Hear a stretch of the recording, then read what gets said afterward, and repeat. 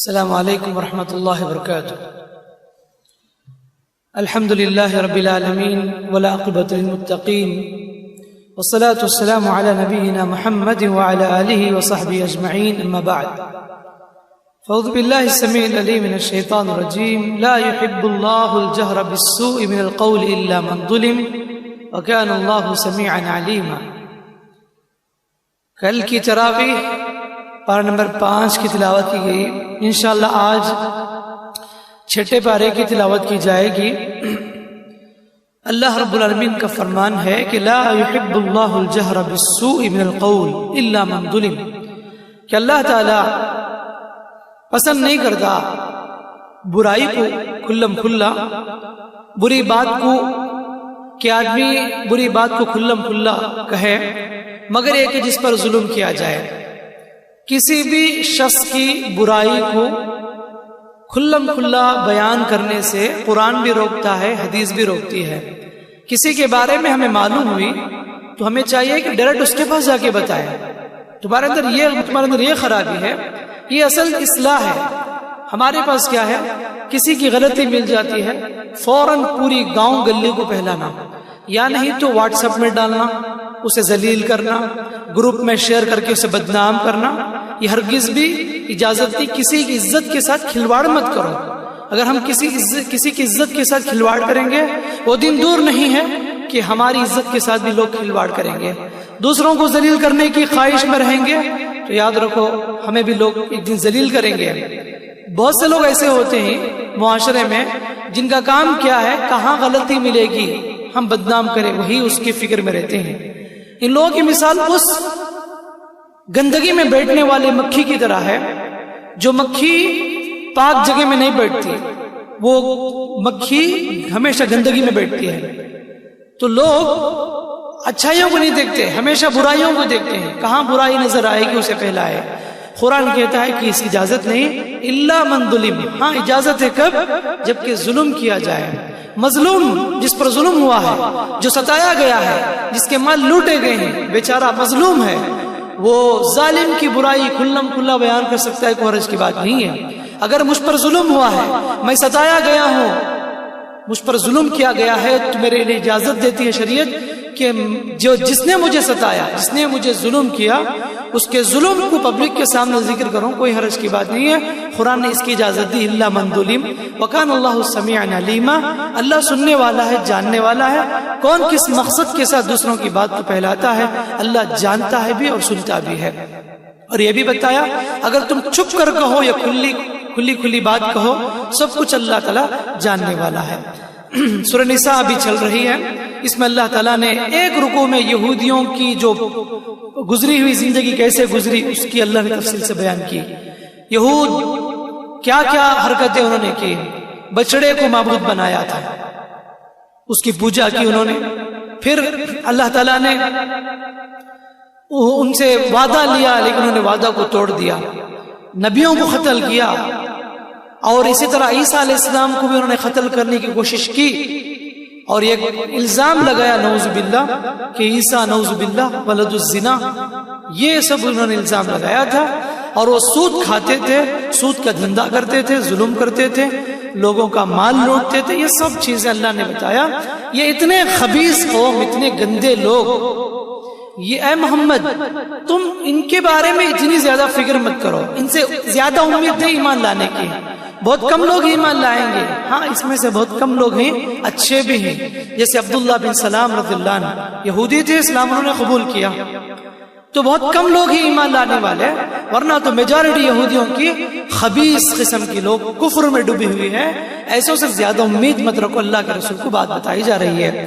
اس کے بعد نبی سے کہا گیا کہ جو وحی آپ پر اتاری گئی، اسی قسم کی وحی ہم نے پچھلے نبیوں میں بھی اتاری، ابراہیم، اسماعیل، اسحاق، یعقوب، عیسیٰ، ایوب، یونس، ہارون، سلیمان، ان سب پر بھی ہم نے ویسے ہی وحی اتاری، اسی طرح آپ پر بھی ہم وحی اتارتے ہیں۔ اور اس کے بعد اللہ تعالیٰ نے آخر میں، جیسا کہ شروع سورہ نساء میں پراپرٹی کے مسائل، وراثت کے مسائل بتائے، آخر میں بھی اسی مسئلے سے اللہ ختم کر رہا ہے۔ ایک ایسا آدمی ہے جس کی نہ اولاد ہے، نہ والدین ہیں، اس کی ایک بہن ہے، تو ایسے میں یعنی ایسا ایک شخص مر گیا، والدین بھی نہیں اسے، بچے بھی نہیں، بیوی بھی نہیں. تو شریعت کہتی ہے کہ اگر اس کی ایک بہن ہے تو مرحوم کی پراپرٹی میں سے 50% اس کی بہن کو جائے گی. ٹھیک ہے. اور اگر ایک سے بڑھ کر بہن ہیں تو 2/3 میں تقسیم کیا جائے گا. یہ سب اللہ تعالیٰ نے بھائی بہنوں کو کتنا ملنا ہے سورہ نساء کی آخری آیت میں اللہ نے مسائل بتائے کہ کب، جبکہ بچے نہ ہو یا ماں باپ نہ ہو تو اس وقت مسئلہ نکلتا ہے. اس کے بعد انشاءاللہ آج کی تراویح میں سورہ مائدہ کی تلاوت کی جائے گی. المائدہ کہتے ہیں دسترخوان کو. کرسچنوں نے، عیسائیوں نے عیسیٰ علیہ السلام سے کہا تھا اگر اللہ تعالیٰ جنت کا دسترخوان اتارے گا ہم لوگ ایمان لائیں گے. عیسیٰ علیہ السلام نے کہا کہ اگر میں دعا کروں تو قبول ہو جائے گی. تو عیسیٰ علیہ السلام نے دعا کی ربنا انزل علینا مائدۃ من السماء، اللہ تو ہمارے اوپر ایک دسترخوان نازل فرما جنت کا. اللہ نے کہا اے عیسیٰ کیا بول رہے، سنو، اگر ہم جنت کا دسترخوان اتار دیں، اگر ایمان نہیں لائی تمہاری قوم، ایسی سزا دوں گا اس سے پہلے کوئی سزا نہیں دیا ہوگا. تو یہ اللہ تعالیٰ نے بتایا. اب یہ دسترخوان نازل ہوئی یا نہ ہوئی، مفسرین نے 2 رائے پیش کی. جب اللہ نے یہ کہا عیسیٰ علیہ السلام سے اگر قوم ایمان نہیں لائے دسترخوان کو دیکھ کر بھی میں عذاب دوں گا، تو عیسیٰ علیہ السلام رک گئے، خاموش ہو گئے. تو گویا کہ دسترخوان نہیں اتری. تو یہی روایتیں بتاتی ہے خواہش تو کیے تھے قوم والے، لیکن اللہ نے کہا کہ اگر نہیں لائے تو ایمان میں سزا دوں گا. تو اس کے بعد عیسیٰ علیہ السلام خاموش رہ گئے. تو المائدہ کہتے ہیں دسترخوان کو. اس میں اللہ تعالیٰ نے عرب کی اصلاح کی، عرب کے اندر جو خرابیاں تھیں اس کی اصلاح کی. سب سے پہلے ہی اللہ نے نصیحت کی یا ایھا الذین آمنوا اوفوا بالعقود، ایمان والو اپنے وعدوں کو پورا کرو. اور اس کے بعد اللہ تعالیٰ نے کہا کہ مسجد حرام میں جو لوگ داخل ہوتے ہیں ان کے ساتھ اچھا معاملہ کرو، مہمان ہیں وہ، حرم میں جو آئیں گے وہ اللہ کے مہمان ہیں، اور جو بھی اس میں آئے گا تو ان کی تعظیم کرنا، خدمت کرنا متولیان حرم کی ذمہ داری بنتی ہے. نہ ستاؤ حج کرنے والوں کو، نہ ستاؤ عمرہ کرنے والوں کو، اور نیکی کے کام میں ایک دوسرے کا ساتھ دو، برائی کے کام میں ساتھ نہ دو. اور وہ جانور کیا کیا حرام ہے اللہ نے وہ بھی تفصیل سے بتایا کہ جو غیر اللہ کے نام پر ذبح کیا جائے وہ سب حرام ہیں. بالکل غیر اللہ، بتوں کے نام پر بلی چڑھانے والی جانور، یا اسی طریقے سے آستانوں میں، درگاہوں میں، مزاروں میں جو لوگ ذبح کرتے ہیں ان کے نام پر، بابا کے نام پر، یہ سب حرام ہے. اسی طرح فلاں ولی کے نام سے گائے کو وقف کر دیا جاتا ہے گلیوں میں. پھر تیرے جیسے ہندو لوگ مندروں کے نام سے جانور وقف کرتے ہیں، ویسے نام کے مسلمان بھی، یہ پیر پرست، مزار پرست لوگ بھی ایسے کرتے ہیں. اللہ ہدایت دے لوگوں کو. ایسے کام کرنا بھی حرام ہے. ایسے جانور جو بلی چڑھائے جاتے ہیں اس کا گوشت بھی حرام ہے. تو جس جانور پر اللہ کا نام نہیں لیا گیا وہ بھی حرام کر دیا گیا. جس جانور کو گلا گھونٹ کر مرا دیا گیا وہ بھی کھانا جائز نہیں ہے. جو اوپر سے گر جائے وہ بھی جائز نہیں ہے. جو سنگ مار کے مر جائے وہ جانور بھی جائز نہیں ہے. یا درندے کھا لے وہ بھی جائز نہیں ہے، الا ہے کہ کوئی جنگلی جانور قطر دیا ہو، ابھی جان باقی ہے، بسم اللہ بول کر ذبح کر دے تو اس وقت جائز ہے. تو اللہ نے کیا کیا گوشت حرام ہے اس میں تفصیل سے ذکر کیا. اور ایک آیت سبحان اللہ اس میں بتائی الیوم اکملت لکم دینکم، آج میں نے تمہارے لیے تمہارے دین کو مکمل کر دیا اور میں نے تمہارے لیے بطور دین اسلام کو پسند کیا. عرفہ کے دن یہ آیت نازل ہوئی تھی. تکمیل اس میں اعلان کیا گیا ایمان کی تکمیل کی.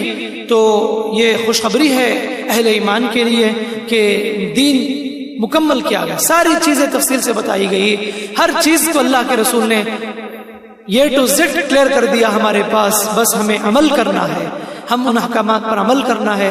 شریعت تو بالکل کلیئر ہے، واضح ہے. اور اس کے بعد اللہ نے یہ بھی بتایا کہ تمہارے لیے پاک چیزیں حلال ہیں اور اہل کتاب کے کھانا بھی تمہارے لیے حلال ہے. اہل کتاب کون؟ کرسچن اگر تمہیں آ کے گفٹ دیتا ہے، کھانا آ کے پیش کرتا ہے، جائز ہے. یہودی بھی اگر، بالکل یہودیوں سے لین دین کرنا یا کرسچنوں سے بزنس کرنا کوئی مسئلہ نہیں ہے، اجازت دی ہے.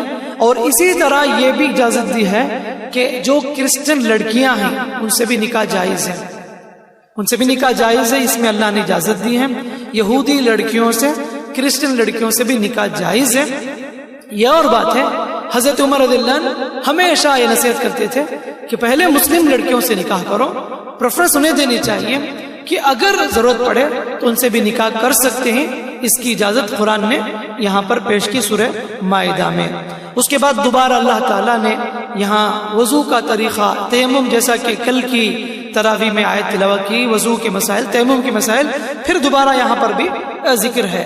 تیمم کی آیت حضرت عائشہ رضی اللہ عنہا فرماتی ہیں ہم لوگ ایک سفر میں گئے تھے، ایک ہار جو میں پہنی ہوئی تھی وہ کہیں وہ ہار گم ہو گیا تھا. میں اسے تلاش میں بیٹھ گئی، یہاں تک کہ ایک صاحب کو پانی کی ضرورت پڑی، غسل واجب ہو گیا، یعنی وضو کرنے کی ضرورت پڑی، پانی نہیں، تو وہ ایسے ہی بیٹھے رہے. تو اس وقت آیت نازل ہوئی، تیمم کی آیت. ایک روایت یہ بھی ہے مسلم کی، اللہ کے رسول نماز پڑھائے تھے، ایک صاحب کونے میں بیٹھے تھے، سلام پھیرنے کے بعد نبی نے کیا ہوا بھائی کیوں نماز نہیں پڑھے؟ کہا کہ اللہ کے رسول میرے پر غسل واجب ہے تو میں کیا کروں، پانی نہیں ہے. تو اس وقت کہا کہ تمہارے لیے کافی تھا کہ تم تیمم کر لیتے. تو اس وقت بھی آیت نازل ہوئی. کہتے ہیں مختلف روایت ہے، بہرحال اس میں بھی بتایا گیا اگر تم مریض ہو یا بیمار نہیں پانی استعمال کریں گے تو بیماری آ سکتی ہے، اجازت ہے بالکل. ایک صاحب زخمی سے پڑے ہوئے تھے، لوگوں نے انہیں نہلا دیا، غسل واجب ہو گیا تھا، زخم تھا سر میں، غسل دے دیا، انتقال ہو گئے. نبی صلی اللہ علیہ وسلم بولے ارے کیا تم ایک نفس کو قتل کر دیا ہے، اللہ نے آسانی عطا کی، آسانی کا استعمال کرو. تو نبی بار بار بولتے تم نے ایک نفس کو قتل کر دیا. تو بیمار ہیں یا بیماری آنے کا خوف ہے، اگر پانی استعمال کریں گے تو ممکن ہے. ابھی بخار کم ہے، اب تھوڑی طبیعت میں راحت ملی ہے، پھر بھی اگر پانی استعمال کریں گے تو ممکن ہے کہ بخار دوبارہ آنے کے چانسز ہیں. اجازت ہے، تیمم کر سکتے ہیں. یہ فتویٰ علماء سے نہیں پوچھنے کا، اپنے آپ سے پوچھو، بالکل اپنے آپ سے پوچھو کہ آپ کا دل کیا کرتا ہے، آپ کے من سے پوچھنا چاہیے کہ آپ کی کیا سچویشن ہوتی ہے اس معاملے میں. تو اسی طرح اپنے اللہ نے کہا کہ ہم بستری کی آپ نے غسل واجب ہے، پانی نہیں ہے تو تیمم کر سکتے ہو، نماز کا وقت آ گیا تیمم کر سکتے ہو. تو یہ سب چیزیں اللہ نے اس میں بتائی. اس کے بعد اللہ تعالیٰ نے یہاں پر پھر وہی نصیحت، یہ اس صورت میں اللہ نے زیادہ تر اہل کتاب سے خطاب کیا، یا اہل الکتاب، اے اہل کتاب تم کیوں نبی کو نہیں مانتے، تم کیوں قرآن کو نہیں مانتے؟ وہ اللہ جس نے تورات نازل کیا، جس نے انجیل نازل کیا، وہی اللہ نے قرآن بھی نازل کیا، تم نبی پر ایمان لاؤ. یہ ساری باتیں بتائی. اور اس کے بعد یہودیوں کی جو بد اخلاقی اس کا ذکر کیا. فلسطین میں قبضہ جمع ہوئے تھے ظالم لوگ، عمالقہ قوم. موسیٰ علیہ السلام نے کہا کہ اے بنی اسرائیل جاؤ فلسطین میں داخل ہو کے وہاں سے ظالموں کو نکالو، لڑو. تو انہوں نے کیا کہا نعوذ باللہ موسیٰ علیہ السلام سے، تو اور تیرے رب جا کے لڑ، ہمیں طاقت نہیں ہے، وہاں ظالم قوم ہے وہ لوگ، ہم کیسے لڑ سکتے ہیں؟ تو بہت تکلیف ہوئی موسیٰ علیہ السلام کو. فوراً دعا کی اے اللہ یہ میرے اور میرے قوم کے درمیان تو جدائی ڈال دے. تو یہ جب انہوں نے کہا کہ ہم نہیں جا سکتے فلسطین میں، تو اللہ نے 40 سال تک ان کو ایک وادی میں بھیج دیا، وہ وادی تیہ کے نام سے، صحرا کی زمین. لوگ 40 سال تک تڑپتے رہے، ان کی نسل آگے بڑھ کر دوبارہ فلسطین پر حملہ کر کے وہاں کے ظالم قوموں کو نکال باہر کیا تھا. تو ایسے ہی جو نا یہ غدار قوم ہے، عجیب قوم ہے، نبیوں کو جواب دینے والی، نبی کی نافرمان قوم تھی. اس کے بعد اللہ تعالیٰ نے اس صورت میں حابل قابل کا ذکر کیا. وَاتْلُ عَلَيْهِمْ نَبَأَ ابْنَيْ آدَمَ بِالْحَقِّ کہ آدم علیہ السلام کے 2 بیٹے حابل قابل. ہوا کیا؟ حابل کو ایک لڑکی فکس کی گئی تھی، قابل کو ایک لڑکی. یعنی اس زمانے میں یعنی کیا ہے، 2 بیٹے 2 بیٹی پیدا ہوتی آدم علیہ السلام حوا علیہ السلام کے ذریعے سے. تو بہن بھائی سے شادی ہوتی تھی. تو جو لڑکی حابل کے لیے تھی اور ایک لڑکی قابل کے لیے تھی، قابل نے کہا کہ نہیں مجھے یہ لڑکی نہیں بلکہ وہ لڑکی چاہیے.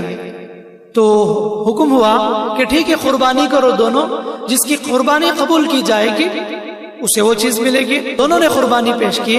حابل کی قربانی قبول ہوئی، قابل کی قربانی قاف سے قابل کی قربانی قبول نہیں ہوئی. ہوا کیا؟ دشمنی میں آ کے قابل نے اپنے سگے بھائی خونی بھائی کو قتل کر دیا. پہلا قتل، نبی فرماتے ہیں زمین میں سب سے پہلا مرڈر جس نے کیا قابل نے کیا. اور جتنے بھی مرڈر ہوتے رہیں گے سب سے پہلا گناہ قابل کو جائے گا. قتل کر دیا بھائی کو. افسوس کرنے لگا کیا ہو گیا میرے ہاتھ سے، شیطان دیکھو کیسے بہکایا. حسد نے آ کے قتل کیا. اسی لیے کہتے ہیں نا آسمان میں پہلا گناہ بھی حسد ہے, زمین کا پہلا گناہ بھی حسد ہے. ابلیس حسد میں آ کے سجدہ نہیں کیا آدم علیہ السلام, مردود ہو گیا. یہ قابل حسد میں آ کے اپنے بھائی کو قتل کیا. تو پہلا گناہ آسمان میں حسد ہے, زمین میں بھی پہلا گناہ حسد ہے. اس کے بعد کیسے دفنانا ہے معلوم نہیں تھا. یہ کوے کو قابل نے دیکھا کہ ایک دوسرا کوا جو مر چکا تھا, کوے نے مٹی گڑھا کھود کے اسے دفنایا. تو اس وقت اسے افسوس ہوا, یا ویلتا اعجزت ان اکون مثل هذا الغراب, ہائے ہائے ایک کوے مجھے مثال پیش کر رہا ہے, میں اتنا عاجز ہو چکا ہوں, ایک کوے مجھے سکھا رہا ہے, کوا مجھے سکھا رہا ہے. تو اس کے بعد گڑھا کھود کے اپنے بھائی کو ڈال دیا. تو وہیں سے سسٹم ہوا کہ مردے کو کیسے دفنانا ہے. کوے کے ذریعے اللہ نے انسانوں کو سمجھایا. یہ قصہ اللہ نے یہاں پر ذکر کیا اور یہاں بتایا کہ اسی وجہ سے ہم نے بنی اسرائیل کو یہ بات لکھ دی کہ جو بھی نہ قتل کرے گا, ایک آدمی کو قتل کرنا گویا کہ پوری انسانیت کو قتل کرنے کے برابر ہے. ایک جان کو بچانا پوری انسانیت کو بچانے کے برابر ہے. اور بتایا کہ جو بھی زمین میں فساد مچاتے ہیں اور ٹیررزم پھیلاتے ہیں, فساد مچاتے ہیں گاؤں میں, شریعت کہتی ہے ان کو سولی پر چڑھا دی جائے, ان کے ایک ہاتھ ایک پیر کاٹ دیے جائے, یا ان کو گاؤں سے باہر کر دیا جائے ایسے فسادیوں کو. نعوذ باللہ آج میڈیا بدنام کرتی ہے, اسلام کے خلاف پلاننگیں کرتی ہے. یا ایسا پیش کیا جاتا ہے کہ اسلام ٹیررزم پھیلاتا ہے, دہشت گردی پھیلاتا ہے. اسلام امن پسند مذہب ہے, اسلام امن اور شانتی کا میسج دینے والا مذہب ہے. ایسے میں اس مذہب کو, اسلام کو بدنام کرنے کی پوری کوشش ہوتی ہے, لیکن جتنا بھی اسے بدنام کرے اسلام ابھرتا رہے گا, عزت ملے گی قیامت تک. اسلام غالب رہے گا, اسے کوئی مٹا نہیں سکتا, کوئی بدنام نہیں کر سکتا. اسلام تو ٹیررزم کے خلاف ہے. آج دنیا کیا ہے, مسلمانوں کا نام لے کر فلموں بھی بنائے جاتے ہیں, ویڈیو بھی شیئر کیے جاتے ہیں, دہشت گردی کے طور پر پیش کیا جاتا ہے. حالانکہ کتنی عجیب قوم ہے, اگر صوبہ پر حکومتیں اگر حملہ کرتی ہیں, معصوموں کی جان لیتی ہیں, تو اسے وار, جنگ کا نام دیا جاتا ہے. آج دیکھو عراق ہو, لیبیا ہو, یمن ہو, فلسطین ہو, اسی طرح سیریا ہو, یہ جتنے بھی کنٹری ہیں 10 سال سے لاکھوں لوگوں کو مارا جاتا ہے, کبھی پیش نہیں کیا جاتا انہیں. وہ ایسے لوگوں کو جو ظالم لوگ جو ظلم کرتے ہیں, معصوموں, یتیموں کو, بیواؤں پر ظلم کر رہے ہیں, کبھی پیش نہیں کرتے وہ ٹیررزم کے طور پر. لیکن اسلام کے نام لے کر جو لوگ ڈیفنس میں اپنے آپ کو ڈیفنس کرتے ہیں, اپنے آپ کو بچاؤ کا سامان کرتے ہیں, تو ایسے موقع پر ان کو لیبل لگایا جاتا ہے یہ دہشت گرد ہے, ٹیررزم ہے. تو اسلام بالکل اس کا مخالف ہے. اسلام امن پسند مذہب ہے. قرآن نے تو ایسے دہشت گردوں کی سزا سنائی, ایک ہاتھ ایک پیر کاٹ دو عبرت کے لیے جو زمین میں ناحق معصوموں کو قتل کرتے ہیں, فساد مچاتے ہیں. اور اس کے بعد آگے بھی بتایا چوری کرنے والے مرد عورت دونوں کے ہاتھ کاٹ دیے جائیں. جہاں سخت پنشمنٹ ہو وہاں پر جرائم, کرائم کم ہوں گے.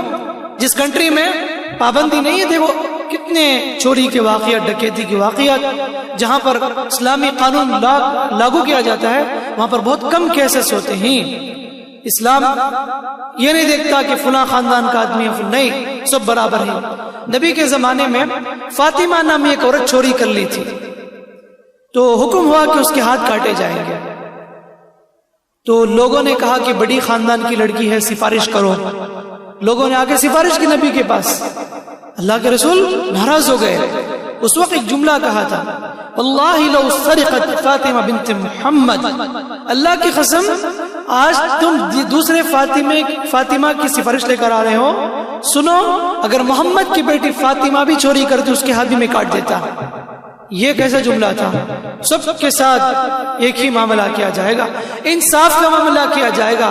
چوری کرنے والے مرد عورت کے ہاتھ کاٹ دیے جائیں گے. اور اس کے بعد آگے اللہ تعالیٰ نے دوبارہ یہودیوں کی خباثت کا ذکر کیا اور کرسچنوں کی جو حرکتیں تھیں وہ بھی ذکر کیا, تورات پر عمل کرنے کی حکم دیا. اور یہ بھی کہا کہ یہ جو قانون ہے, جان کے بدلے جان, آنکھ کے بدلے آنکھ, ناک کے بدلے ناک, کان کے بدلے کان, دانت کے بدلے دانت. اگر کسی نے آنکھ پھوڑا تو اس کے آنکھ بھی پھوڑے جائیں گے. دانت توڑا تو اس کے دانت بھی توڑے جائیں گے، کان کاٹ دیا تو اس کے کان بھی کاٹے جائیں گے۔ قرآن نے کہا یہ سب ہمیں تورات میں بھی احکامات نازل کی ہیں، یہودیوں کی کتاب میں بھی ہم نے یہ بائبل جو بھی کرسچن کتاب اس میں بھی یہ سب چیزیں ہیں، لیکن انہوں نے ان چیزوں پر عمل نہیں کیا۔ کوئی گھر کا یعنی مالدار آدمی کرتا تو اس غلطی کو چھپا دیتے تھے، غریب کرتا تو اس کو پنشمنٹ دیتے تھے، یہ سب ان کی حرکتیں تھیں۔ اللہ نے یہ سب ان کی حرکتوں کو واضح طور پر پیش کیا ہے، اور آخر میں یہ بھی بتایا کہ اے ایمان والو، تم ان لوگوں کے ساتھ دوستی مت رکھو جو دین کا مذاق اڑاتے ہیں، جو اسلام کا مذاق اڑاتے ہیں۔ اور یہ کیسے عجیب لوگ ہیں، جب نماز کے لیے اذان دی جاتی ہے اذان کا بھی مذاق اڑاتے ہیں۔ یہ ایسے قوم ہیں جو عقل نہیں رکھتے، ایسے لوگوں کو اللہ تعالیٰ سخت سزا دے گا قیامت کے دن۔ اور آخر میں یہودیوں کی وہ بات بھی اللہ نے ذکر کی، نعوذ باللہ، یہودیوں نے کہا اللہ کے ہاتھ بندھے ہوئے ہیں، جیسا کہ اس سے پہلے بھی گزری، وہ کہتے تھے اللہ فقیر ہے۔ یہی دوبارہ اللہ کہتا ہے کہ اللہ، وہ کہتے تھے نعوذ باللہ اللہ کا ہاتھ لاک کر دیا گیا ہے۔ اللہ نے کہا یہ کیسا جملہ، بل یداہ مبسوطتان، اللہ کے ہاتھ پھیلے ہوئے ہیں۔ حدیث میں آتا ہے دونوں ہاتھ اللہ کے دائیں ہاتھ ہیں۔ وہ کیسے ہمیں نہیں سوچنا، لیکن ایمان ہے اللہ تعالیٰ خوب دینے والا، یبسط الرزق لمن یشاء، اللہ خوب عطا کرتا ہے، واللہ یرزق من یشاء بغیر حساب۔ لیکن یہودیوں نے کہا کہ اللہ فقیر ہے، اللہ کے ہاتھ باندھے ہوئے ہیں۔ یہ ایسا جملہ ہے اللہ تعالیٰ کو ناراض کرنے والا جملہ، اللہ انہیں سخت سزا دے گا قیامت کے دن۔ اور اللہ نے آخر میں اہل کتاب سے کہا اے اہل کتاب تم کیوں نہیں لاتے نبی پر ایمان؟ یہ ایسا جملہ، تم نعوذ باللہ اللہ کا بیٹا ہے عیسیٰ، یہ ان کا عقیدہ کرسچنوں کا، کہتے تھے نعوذ باللہ مریم اور جبریل مل کر عیسیٰ پیدا ہوئے۔ کبھی کہتے ان میں فرقہ مریم اور اللہ مل کر عیسیٰ پیدا ہوئے، نعوذ باللہ۔ اللہ کا بیٹا کہنا کیسے تمہیں گوارا کرتا ہے؟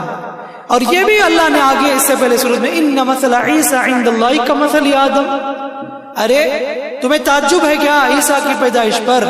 تعجب تو تمہیں آدم کی پیدائش پر کرنے چاہیے تھا۔ بغیر ماں باپ کے اللہ نے آدم علیہ السلام کو پیدا کیا، تمہیں تو تعجب نہیں اس بات پر؟ جب عیسیٰ کو بغیر باپ کے اللہ نے پیدا کیا، تعجب کر تو کیسے ممکن ہے؟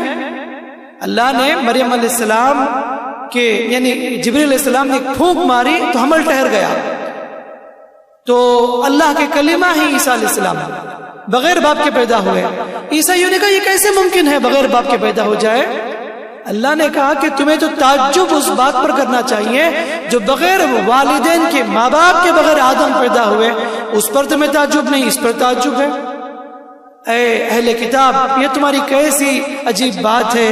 اللہ تعالیٰ یہاں پر کہتا ہے اور کہا کہ مل مسیح ابن مریم الا رسول، عیسیٰ تو اللہ کے رسول ہیں، اس سے پہلے پیغمبر بھی گزر چکے، اور ان کی ماں پاک ہے۔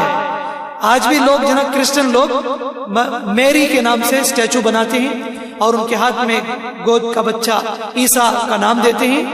تو بہرحال یہ سب غلو، وہ پوجا کی جاتی ہے، ان کی پرستش کی جاتی ہے، نعوذ باللہ۔ تو اللہ نے کہا کہ لا تغلو فی دینکم، اپنے دین میں غلو نہ کرو اور خواہشات کے پیچھے نہ پڑو۔ اور آخر رکوع میں اللہ نے بتایا کہ سب سے سخت دشمن اسلام کے یہودی ہیں، اس کے بعد کافر ہیں، اس کے بعد کرسچن ہیں۔ کرسچن اچھے بھی ہیں، نرم مزاج کے۔ معلوم یہ ہوا کہ یہودیوں کے مقابلے میں جو اہل کتاب ہیں کرسچن نرم مزاج کے، یہی وجہ ہے کہ سوشل سروس ان کے اندر کرنے کا جذبہ ہوتا ہے، غریبوں کی، مسکینوں کی مدد کرنے کی بھی خواہش ہوتی ہے، نرم دل والے۔ وہ قرآن ان کے سامنے تلاوت کی جاتی ہے تو رونے لگتے ہیں۔ حبشہ کا بادشاہ نجاشی، اسمہا بھی نام اس کا کہا جاتا ہے، وہ کرسچن تھا۔ مسلمان مکے سے مائگریٹ کیے تھے پہلے حبشہ، جو ایتھوپیا آج کے میپ میں اگر دیکھیں، آج کی کنٹری ایتھوپیا، اس زمانے میں نجاشی بادشاہ تھا، تو مسلمان وہاں پر گئے تھے پناہ لینے کے لیے۔ کافروں نے سازش کی، مسلمانوں کو نکالنے کا حکم دیا حبشہ کے بادشاہ کو، انہوں نے کہا کہ میں نہیں نکال سکتا۔ حضرت جعفر رضی اللہ عنہ نے سورہ مریم کی آیت تلاوت کی، رونے لگا یہ کا بادشاہ، کتنا بہترین دین ہے۔ انہوں نے تقریر کی تھی کیا حقیقت اسلام کے بارے میں، جب بادشاہ سنا تو متاثر ہوا، یہ قریش کے لوگوں کو وہاں سے نکال دیا، کہا کہ مسلمانوں کو یہاں کی جو بستی ہے یہاں تم رہ سکتے ہو امن کے ساتھ، پوری تمہیں رائٹس ہے، اور قرآن کہتا ہے کہ وَإِذَا سَمِعُوا مَا أُنزِلَ لِلرَّسُولِ تَرَىٰ أَعْيُنَهُمْ تَفِيضُ مِنَ الدَّمْعِ. ایسے لوگ ہیں کرسچن میں بھی، جب وہ قرآن کو سنتے ہیں، اللہ کے کلام کو، نبی کی بات کو سنتے ہیں، آنکھوں سے آنسو بہہ جاتے ان کے. ایسے بھی لوگ ہیں کرسچن میں، اہل کتاب میں. ماشاءاللہ یہ جو حبشہ کا بادشاہ ہے اسلام قبول کرتا ہے، اس کی وفات پر اللہ کے رسول صلی اللہ علیہ وسلم نے مدینے میں غائبانہ نماز جنازہ پڑھی تھی. ایک مثال ہمیں ملتی ہے. بہرحال کرسچن میں اچھے لوگ بھی اللہ تعریف کرتا ہے، ذرا محنت کریں گے تو وہ لوگ ایمان قبول کرنے کے لیے تیار ہیں. الحمدللہ الحمدللہ. آج دیکھیے اہل کتاب میں سے اگر کرسچن کی بات کہی جائے، یورپ میں میجورٹی کرسچنوں کی ہے، زیادہ تر کرسچن لوگ اسلام میں داخل ہو رہے ہیں. موسٹ فاسٹسٹ ریلیجن، یعنی فاسٹ میں پہلنے کے لحاظ سے ریلیجن اسلام ہے. دنیا والوں کو ڈر ہے یہ اسلام کیسے تیزی سے پھیل رہا ہے. ہر سال لاکھوں لوگ اسلام میں داخل ہو رہے ہیں، لوگ قرآن پڑھ رہے ہیں. یورپ کے جتنے بھی علاقے ہیں بہت تیزی سے اسلام پھیل رہا ہے. ہو کر بھی رہے گا ایسے ہی. اسلام پھیلے گا، اسلام غالب رہے گا. ایک دن آئے گا سارے لوگ اسلام میں داخل ہو جائیں گے. وہ دن جب کہ عیسیٰ علیہ السلام کا نزول ہوگا، وہ دن جب کہ امام مہدی علیہ السلام آئیں گے. ایسے میں ساری دنیا اسلام میں داخل ہو جائے گی. یہودی الگ ہو جائیں گے، کرسچن مسلمان ہو جائیں گے. اس وقت عیسیٰ علیہ السلام کو دیکھ کر پورے لوگ مسلمان ہو جائیں گے. اور اس کے بعد ہوگا وہی دجال کا فتنہ اور لڑائی ہوگی. امام مہدی علیہ السلام، عیسیٰ علیہ السلام مل کر یعنی جنگ ہوگی یہودیوں کے خلاف. یہ سب قیامت کے قریب ہونے والا ہے، تو یہ سب ہو کر ہی رہے گا. بہت بڑی جنگ ہونے والی ہے، ورلڈ وار ہو کر بھی. اس کے بعد جو نا یوں سمجھو کہ اسلام کا بول بالا ہوگا. یہی خوف ہے آج لوگوں کو، اسلام کتنی تیزی سے پھیل رہا ہے. اس لیے ہر دن انہیں خوف ہے کہ اسلام کس قدر تیزی سے پھیل رہا ہے. اسلام کے خلاف کام کرنا، سازش کرنا ان کی کوشش ہوتی ہے. تو وہ اسلام کو بجھانا چاہتے ہیں، ختم کرنا چاہتے ہیں. پھونکوں سے چراغ بجھایا نہ جائے گا، وہ شمع کیا بجھے، خدا جسے روشن کرے. اللہ اس چراغ کو روشن کیا ہے. قیامت کی صبح تک یہ اسلام باقی رہے گی، اور قیامت کے قریب ایک ہوا چلے گی. جن کے دل میں رائی کے دانے کے برابر ایمان ہو وہ سونگیں گے تو وہ انتقال ہو جائیں گے. قیامت کافر، ظالم، متکبر لوگوں پر آئے گی، جبکہ کعبہ بھی گرا دیا جائے گا. لوگوں کے پر قیامت آئے گی. یہ سب حدیث میں اللہ کے رسول نے بتائی. اللہ سے دعا ہے اللہ تعالی ہم تمام کو دین کی صحیح سمجھ، صحیح فہم عطا فرمائے.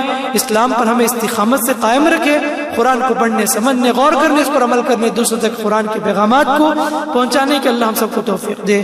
آمین. وآخر دعوانا الحمدللہ رب العالمین. سبحانک اللہم وبحمدک، اشہد ان لا الہ الا انت.